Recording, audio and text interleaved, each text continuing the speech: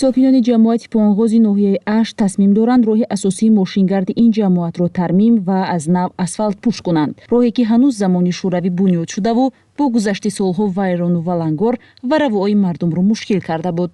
орзуи чандин солаи ин мардуми кӯҳанбунёду бохираду бофарҳанг буд ки аз деҳаи понғоз то маркази ноҳия роҳи асфалтпӯшро бибинанд ва дар ниҳояти кор ба ин мақсад ноил шуданд. барои тармими ин роҳ ки 9 километр дарозӣ ва 6 метр паҳноӣ дорад, беш аз 3 миллион сомонӣ харҷ хоҳад шуд ки аллакай аз ҳисоби сокинон, афроди саховатманду муҳоҷирони кории тоҷики ин минтақа ҷамъоварӣ шудааст. ҳоло роҳи байни деҳаҳои понғоз, хештхона, бободархон анҷом шуда, тармим ва асфалтпӯш кардани роҳи деҳаи саро идома дорад. ин наворҳоро Зафари Аскар, як сокини ин ҷамоат, ба Радиои Озодӣ фиристод.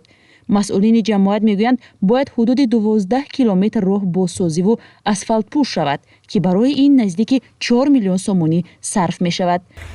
дар Тоҷикистон бо ташвиқи мақомот бархе аз сокинон бо харҷи пасандозҳои шахсии худ корҳоеро ба мисли таъмири мактаб, тармиму асфалтпӯш кардани роҳ ва ё сохтани пул ва кашидани хати обро иҷро мекунанд, ки аслан уҳдадории иҷтимоии давлат аст.